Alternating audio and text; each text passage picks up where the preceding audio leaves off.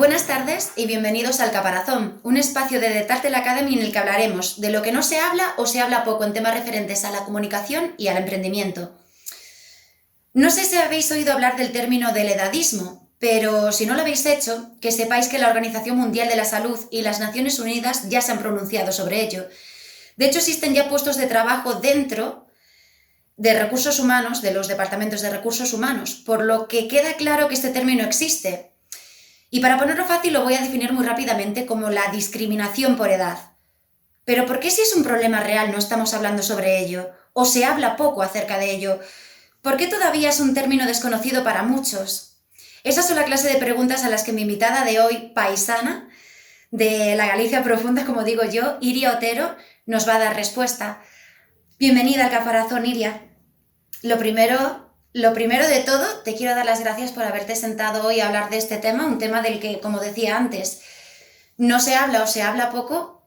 Y lo primero que me gustaría decir sobre ti, que es que eres paisana, como bien he dejado claro, lo cual estoy súper orgullosa, pero yo al final he conocido tu proyecto y te he conocido hasta hace muy poquito, relativamente. Entonces me gustaría que, aunque yo suelo presentar a las personas, en esta ocasión fueses tú la que se presentara a ti misma. Cuéntanos, ¿quién es Iria Otero? Hola Rita, pues nada, Iria Otero es una profesional de la publicidad que lleva 13 años trabajando como creativa publicitaria, pero que perdió la cuenta de las veces que pensó en cambiar de profesión. Por ahí volaron las ideas de oposiciones, hasta que un día empecé a rodearme pues, de otras mujeres creativas, a compartir los mismos problemas, el mismo desapego por el tipo de publicidad que hacíamos. Y me di cuenta de que lo necesarias que eran nuestras narrativas, las de las mujeres, y nuestras perspectivas en la industria publicitaria. Y bueno, desde entonces pues he vuelto a creer en lo que hago, que no es poco. Y actualmente soy directora creativa en Speaky Branders, que es un proyecto que acaba de nacer. Soy cofundadora de la primera escuela de creativas para creativas, o Sister, y creadora del proyecto Filling the Gap, que pretende precisamente visibilizar gaps como el que vamos a hablar hoy, el del edadismo, pero otros muchos que hay en la industria, y dar herramientas para promover entre todas y todos este cambio. Vale, hablas mucho sobre esta clase de cosas en tu newsletter de Filling the Gap para Publitransformadoras y también en la sección Gap Micro del podcast con C de Copy. De hecho, te conocí a través de estos podcasts, por lo que no me cabe duda que sabes mucho de lo que nos vas a hablar y que tienes muchos datos que te respaldan, lo cual para mí es fundamental. Pero, aludiendo a tu alma de copywriter creativa, háblame de datos que hayas recopilado como si fueran titulares de periódico, así para abrir un poco de boca y que los que nos están oyendo sepan un poquito más en concreto de los que vamos a hablar, pero quiero que me lo digas como si fuesen titulares. Pues el primer melón sería, pues en Publi pasan Stranger Things, porque a partir de los 35 las creativas de ese país desaparecen. No sabemos a dónde van, pero según los nuevos datos, a partir de los 35 desaparecen. Luego, pues el elixir de la eterna juventud precaria, porque según el reciente estudio de la industria publicitaria que salió hace unos meses, la media de edad del sector es de 36,8 años, es súper baja, con lo cual pues es como una eterna juventud, no sabemos también qué sucede ahí. Luego, pues eso, que la publicidad no es país para viejos, diría, porque los mayores de 55 están totalmente infrarrepresentados en el sector. Que es una jungla de cristal, como la peli. Tenemos un techo de cristal creativo gigantesco. Solo el 22% de las directoras creativas, de las direcciones creativas, perdón, son realizadas por mujeres. Y esto es lo que te cuento. El panorama es así de Stranger Things. Pelos de punta, no se van a poder ver, pero pelos de punta por lo que me estás contando, pero tú ya estabas posicionada dentro de las agencias de publicidad, en verdad. Entonces, ¿qué lleva una persona como tú que ya está posicionada a emprender por un posible cambio algún día dentro de la publicidad, que es lo que tú llamas creatividad transformadora? ¿Por qué cambiar, Iria? ¿Por qué empezar una lucha que puede acabar siendo diaria? Pues a ver, lo que me llevó en primer lugar fue como siempre digo, un sentimiento egoísta y no hay problema en decirlo, que es el querer sobrevivir en este sector. Porque, bueno, pues la ausencia de calidad que muchas veces hay, no en todas, pero en muchas agencias, derivada de que pues muchos trabajos creativos son para ayer, el sentir que formaba parte de una espiral que solo hacía más perpetuar esa precariedad, pues me alejaba cada vez más de la profesión. Entonces yo pues necesitaba reconectar con lo que estaba haciendo y me hice una pregunta. En realidad esa pregunta me la hizo Rocío Restaino, que es una referente para mí, que me preguntó qué mundo estaba ayudando a crear con mis ideas. Y realmente pues no me gustó lo que encontré y a lo que estaba ayudando a contribuir, tanto en el tipo de publicidad que hacía como en la estructura en la que estaba, ¿no? Y eso me llevó a salir de la queja y a intentar promover este cambio.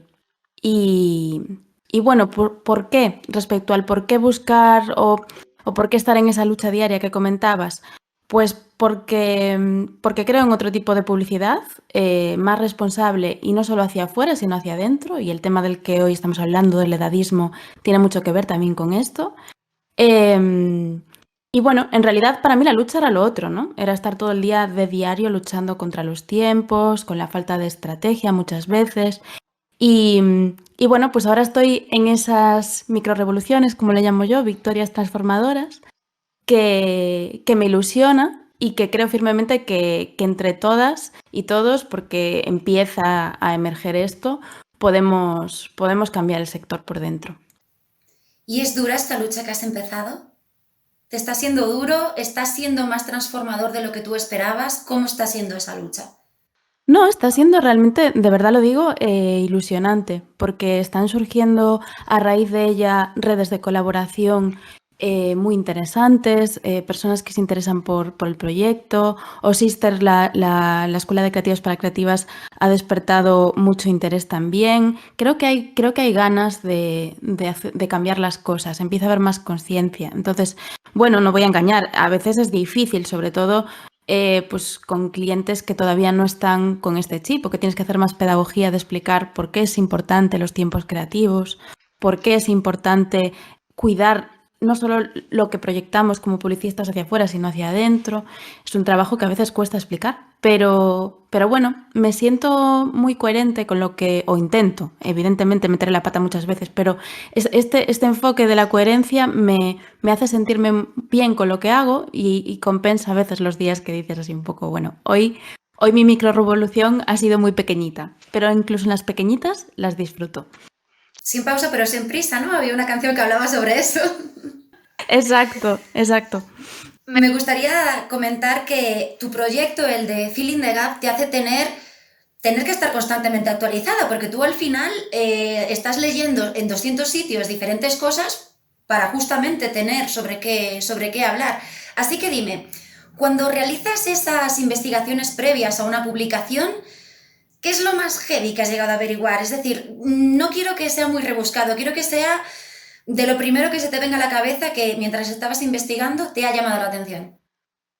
Pues en realidad creo que lo más heavy fue, lancé desde Filling the Gap una encuesta salarial colaborativa entre todas y todos los profesionales de publicidad del país. Entonces, bueno, era un Excel muy sencillo para que la gente compartiera. Inicialmente era por ver pues cómo estaba el tema salarial, ¿no?, en el sector. Pero entre todos fuimos como creando columnas en esa tabla colaborativa y la gente empezó a escribir cosas que estaban vivenciando desde el sector. Y lo que más me impactó no fue el desbarajuste salarial, que no hay por dónde cogerlo en el sentido ni de género, ni de edad, ni de experiencia, ni de nada. O sea, no hay una variable con sentido en esa tabla. Os invito a todas a bichear y verla, porque aún está subida. Sino el tema de las categorías profesionales en el sector. Era, no sé cuál es la palabra, durísimo ver cómo ibas viendo copywriter, no sé, 10 años de experiencia, categoría profesional, técnico de impresoras, categoría profesional, auxiliar de oficios. Y bueno, esta tontería no es una tontería. Las personas que llevamos un tiempo en el sector sabemos, esto nos lo han enseñado cuando estudiábamos, pero cuando llegamos sí, que hay un convenio de la publicidad que al final estas categorías lo que definen son también tus salarios y tus condiciones. Entonces, ¿qué está ocurriendo en este país? Pues que el sector creativo está precarizado porque se está incumpliendo de una manera aberrante, porque ya te digo, con categorías rarísimas. pues el convenio que entre todas y todos pactamos. Y esto pues creo que explica mucho en la raíz de cómo las agencias están consiguiendo a muy bajo coste sacar trabajos normalmente sostenidos por gente muy joven, precarizada. Y bueno, o sea, yo apunté algunos que quería traeros porque es que de verdad los casos concretos me parecen lo más sangrante. Una chica que decía, soy directora de arte. En mi contrato pone técnico de mantenimiento web. No hace falta decir que no tengo ni idea de mantenimiento web. Otra que decía, siento que no se valora nada el trabajo creativo donde estoy. Todo es producir, producir, producir. Cero incentivos, cero detalles para cuidar al personal y constantes comentarios de vamos mal de dinero. Y es triste pensar que todavía tienes que dar gracias por tener un puesto fijo y no trabajar 50 horas semanas ni fin de semanas. Bueno, es que hay, o sea, copy junior, contrato, codificador informático. Codificador informático. No sé ni lo que es un codificador informático. Estos son algunos ejemplos que quería traer hoy aquí, anónimos, porque creo que no se habla de esto tampoco. Y eso sí que me parecieron casos muy sangrantes, la verdad. Hablas de que a veces estamos empezando incluso demasiado jóvenes con esto de la precariedad laboral que estamos teniendo en nuestro sector. ¿Crees que no hacerlo, empezar antes, está agravando el edadismo cuando llegamos a las cifras de edad que decías antes, 35, 36 años, donde pasamos a desaparecer dentro de una agencia de publicidad? A ver, el hecho de empezar jóvenes no me parece para nada un problema. Yo salí de la carrera y empecé a trabajar y creo que el aprendizaje real de la profesión lo tuve ahí, ¿no? Al poner el primer paso súper joven. Y no creo que el problema esté en empezar pronto. Creo que el problema está en que de alguna manera las personas jóvenes estamos asumiendo las responsabilidades de esos seniors que tampoco se están contratando y entonces volvemos al edadismo. Es decir, creo que hay un edadismo en dos direcciones, ¿no? Por una parte, personas jóvenes que llegan a la profesión y que se les ponen responsabilidades senior porque no se quiere pagar a gente senior con un crecimiento profundo y trabajar con otro nivel de experiencia. Entonces hay una precarización de la gente joven y por otro lado es sangrante la ausencia de ofertas laborales para profesionales senior. Me estás hablando de un techo. O sea que no importa ya ni siquiera cuando empieces, es que llegará un momento donde ese techo chocarás con él.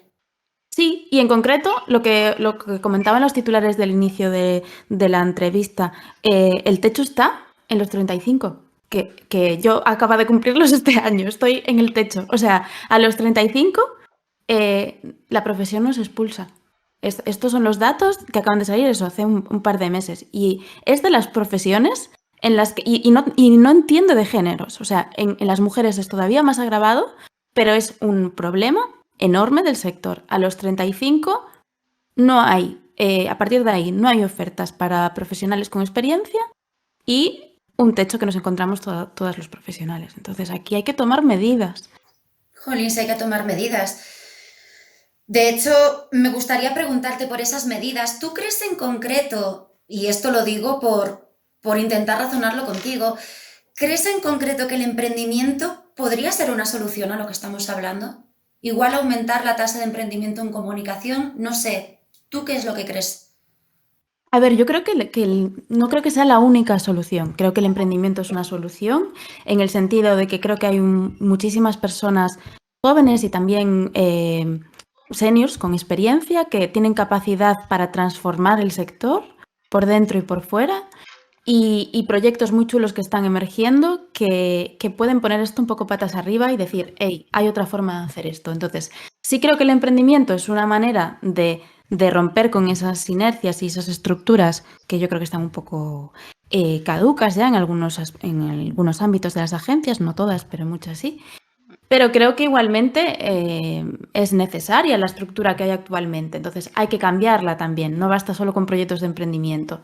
Y para que eso ocurra, las agencias, las asociaciones de agencias y colectivos tienen que empezar a querer y a ser conscientes del valor humano que sostiene realmente este sector, ¿no? Empezar a mimar, a cuidar, a preocuparse realmente por la salud mental de quienes trabajan aquí y a entender que la experiencia es un valor y no derrochar talento a los 35 años.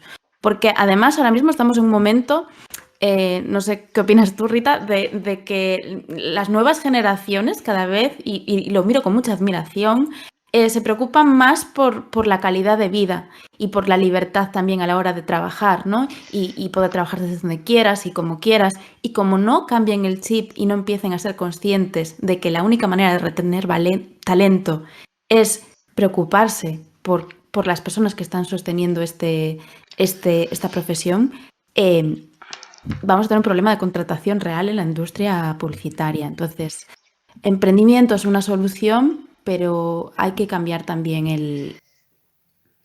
Me consuela que digas que la gente más joven que está empezando ahora, por así decirlo, hayan aprendido lo que en mi caso en concreto a mí me ha costado años de explotación aprender, que es que yo trabajo para vivir y no vivo para trabajar. Por lo tanto, parto de la base de que si estudias comunicación o publicidad es porque te gusta.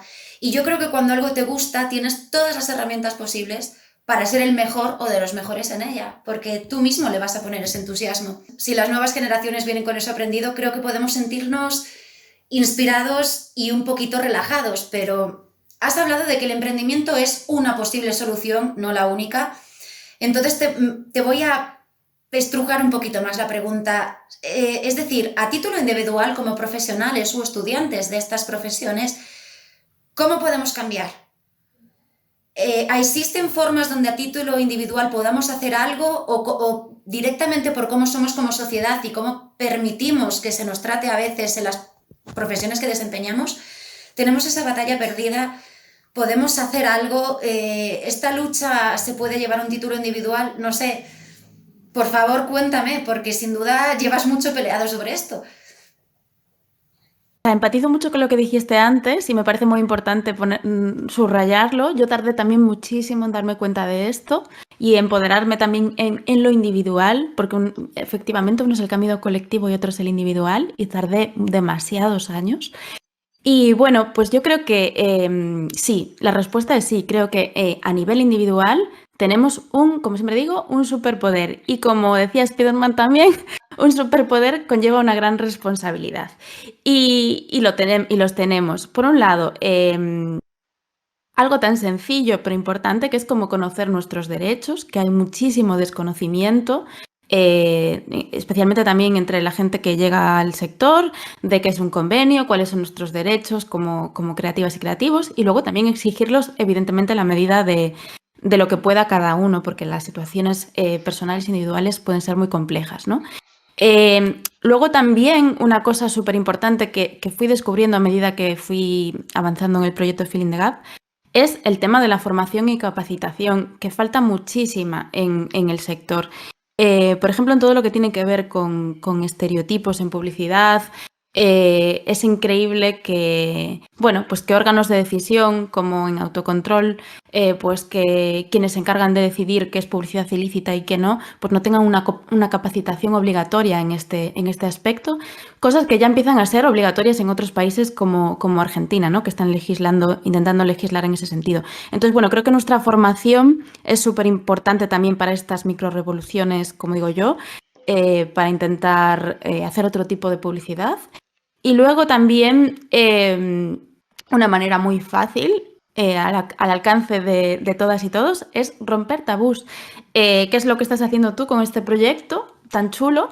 Y todas, quiero decir que cada vez veo más gente que está rompiendo tabús en el sector sobre salud mental, sobre edadismo, sobre estereotipos. Y es hablar, no hace falta que sea a nivel público, puede ser en la agencia, puede ser entre amigas, pero visibilizar esta problemática, porque cuando rompemos este tabú empieza a aflorar el problema. Y para solucionar las cosas, a veces el primer paso es decir, pasa esto, ponerle nombre y empezar a cambiarlo. Entonces, estas tres líneas me parecen súper importantes y sí, creo que podemos hacer pequeños cambios. Me ha encantado y asustado a la vez que has hablado de los derechos que tenemos por ejercer esta profesión. Derechos. No quiero decir que no los tenemos, lo que quiero decir es que son algo desconocido. Al final no somos como otras profesiones que tienen un colegio oficial, no tenemos un organismo al que poder ir a preguntar o al que poder ir a quejarnos. ¿Qué podemos hacer cuando no conocemos nuestros propios derechos? Porque te digo la verdad, yo tardé, después de acabar mis estudios, hasta yo creo que mi segundo o tercer año de experiencia laboral, no conocí realmente los derechos de mi convenio. Temazo, porque recientemente fui a dar una charla a la universidad con gente que estaba a puntito de saltar al mundo profesional y bueno, me pareció importante lanzar la idea, oye chicos, si vais a llegar aquí, hay un convenio, es bueno que lo conozcáis antes de, pues eso, de entrar en el mundo agencia o estudios de publicidad y era el gran desconocido. Entonces sí, el primer tip sería ir al BOE, chicas y chicos que acabáis de llegar, ir al BOE y descargar el convenio de publicidad y bichear en todos nuestros derechos, en las categorías profesionales, en lo importante que es que en tu contrato conste la actividad que realmente haces, porque si no también otra cosa que pasa y que va a pasar y que es muy preocupante es que los nuevos planes de igualdad que se exigen a empresas de un determinado tamaño, claro, lo que evalúan es a igual trabajo, igual salario, ¿no? Pero si eso ya está mal de base y los contratos ponen cosas que realmente no hacemos, como lo que hablábamos antes del técnico de impresoras, pues va a ser muy difícil que eso sirva para romper esa desigualdad. Y eso, lo primero, bichear en el convenio. Y luego también tema asociacionismo y tema tejer redes. Qué importante es colaborar, participar en proyectos en los que haya profesionales de otras agencias, de otros proyectos. En esta industria, no sé en Madrid, porque yo no he tenido la experiencia de trabajar en Madrid o en otras ciudades más grandes, pero en Galicia, igual también porque venimos del minifundio, como se dice aquí, ¿no? De pequeñas parcelas y territorios, pero tengo la sensación de que aquí la industria creativa, hasta hace no mucho, cada agencia miraba para su parcela. Y esto hace que contribuya ese oscurantismo y que al final no conozcamos, no seamos conscientes de que, lo que me pasa a mí también le está pasando a este, a esta, a este, y tomar como una perspectiva más alta de lo que realmente ocurre. Entonces es súper interesante hacer lo que estás haciendo tú, hacer lo que están haciendo otras asociaciones, conversar con otros profesionales y no ver todo como parcelas. Porque de ahí también se aprenden muchos derechos, se aprende a tomar perspectiva de nuestra profesión, ¿no? Y es súper bonito, además. Sin duda la información es poder, pero date cuenta de lo que estamos hablando, algo tan importante como unos derechos profesionales, un convenio que se tiene que respetar, que estamos hablando que no se respeta. Entonces te pregunto, vale, sobre esto se tiene que hablar, pero no se está hablando o se habla muy poco. ¿Por qué crees que es esto y por qué tú, a título personal, sí has decidido hacerlo? ¿Por qué te has mojado? Pues tiene que ver un poco con lo que hablábamos antes. Por un lado, por una cuestión de supervivencia, porque por la necesidad de reconectar de una manera real con la profesión y sentirme alineada con mis valores. Y bueno, en realidad no lo tomo como una micro revolución individual, sino colectiva. O sea, creo realmente que la publicidad tiene, lo que decía antes, un poder enorme, tanto de cambiar a nivel sector y hacer las cosas mejor de otra manera, como a nivel de impulsar y liderar cambios sociales. Es decir, al igual que a veces, y con razón, se nos achaca que perpetuamos estereotipos en la publicidad, ¿no? Por ejemplo, pues que los anuncios de limpieza estén protagonizados en un 80% por mujeres, ¿no? Pues eso contribuye a perpetuar un estereotipo. Pero es que la publicidad también tiene el superpoder de romperlo e impulsar un cambio. Entonces, en el momento en el que yo fui consciente de esto y del poder real, que esto es enorme, o sea, tenemos un poder de llegar a muchísima gente de una manera diferente, original, entonces es súper empoderador realmente, es un superpoder que tenemos todos. Una vez que yo fui consciente de este superpoder, dije, ostras, así sí, así merece la pena. ¿por qué no intentarlo? A lo mejor no lo consigo ni lo conseguimos, pero eso a día de hoy me llena, ese objetivo me llena. Yo soy de las que dicen que todos llegaremos a mayores y que yo quiero llegar a mayor diciendo, por lo menos lo intenté, fracasado o no, pero por lo menos lo intenté. Y hablas de un superpoder, que creo que lo define muy bien esa palabra, ¿no? Tenemos el superpoder a través de la comunicación, de la publicidad, de llegar a muchísima gente. Y creo que es importante utilizar este podcast, esta conversación que estamos teniendo, para esas nuevas generaciones que están a puntito de entrar. Porque realmente nuestra lucha acabará en sus espaldas. Entonces, me gustaría que nos centráramos un momentito en concreto en ellos, en esa gente que está estudiando, que está pensando en estudiar esta carrera, porque le gusta, porque no es una carrera que tenga altas cifras de rentabilidad a largo plazo, como bien estamos hablando. Me gustaría lanzarles un mensaje, pero me gustaría que se lo lanzaras tú. Yo he sacado muchas conclusiones que ahora compartiré, pero me gustaría que fueras tú, que llevas ya tiempo con esta lucha, la que les lanzaras ese mensaje. ¿Qué les dirías a esas personas que están pensando si entrar en publicidad o no, o que ya están a punto de terminar y les queda nada para meterse en este mundo? ¿Qué mensaje les lanzas? ¿Qué es lo que tienen que tener en cuenta si van a empezar un camino en este mundo? Wow, es muy buena pregunta y me parece súper importante. O sea, que gracias, Rita. Pues mira, le digo lo que pienso que le diría a Iria, que hace 13 años sufría tanto y que no era consciente de esta situación, al igual que comentabas tú antes, ¿no? Le diría, uno, que sea paciente, que esto, por mucho que nos pidan las cosas para ayer o para antes de ayer, es un camino que se aprende pasito a pasito. Que se desprendan de unas mochilas de responsabilidad gigantes que nos ponen el primer día en una agencia, porque por desgracia a veces no tienes un equipo senior en el que apoyarte. Y bueno, que sean conscientes de que la publicidad se puede disfrutar y se puede pasarlo bien pensando ideas y se puede trabajar con un sentido. Si aprendemos a desprendernos de esas mochilas de responsabilidades que a veces nos vienen pues por ese miedo de empezar, ¿no? Esto especialmente nos sucede a las mujeres, pero en general a toda la gente joven. Y luego también les diría que traten de disfrutar al máximo de una profesión que es muy bonita, pero que al mismo tiempo tiene una responsabilidad gigante, que se empoderen y que utilicen ese poder para cambiar cosas, tanto en el sector como en la publicidad que hacemos. Porque podemos realmente hacer una publicidad más responsable que tenga un impacto positivo, no solo a nivel ambiental, como se está hablando ahora, que es súper importante, sino también social. Y nada, y que tejan redes de colaboración, de apoyo, que hablen con otros profesionales mayores, jóvenes, que la edad no sea una frontera de nada, porque de ahí se aprende mucho y desde ahí se pueden cambiar cosas. Iniciar los cambios. Exacto. Iniciar los cambios. Iria, yo te lo voy a decir con el total y absoluto corazón. Soy una total admiradora de tu lucha por la desigualdad en diferentes términos, ya sea de edadismo o de género. De verdad quiero sumarme a él a través de estos podcasts y a través de la parte de la escuela de Tartel Academy. Y el por qué para mí es muy sencillo, porque con 4 cañas, con 2 o con 1, todos nos quejamos. Absolutamente todos y sin ninguna excepción, pero somos muy pocos, o son pocos, los que realmente fuera de esas cañas hacen algo por cambiarlo, y a mí quejarse me parece ya demasiado fácil e inútil a la vez, la verdad.